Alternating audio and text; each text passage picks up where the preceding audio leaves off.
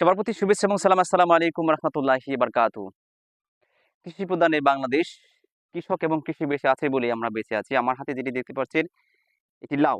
আমরা আজকে এসেছি একটি লাউয়ের বাগানে। আহ, এটি কালিয়াকৈর উপজেলা মধ্যপাড়া ইউনিয়ন।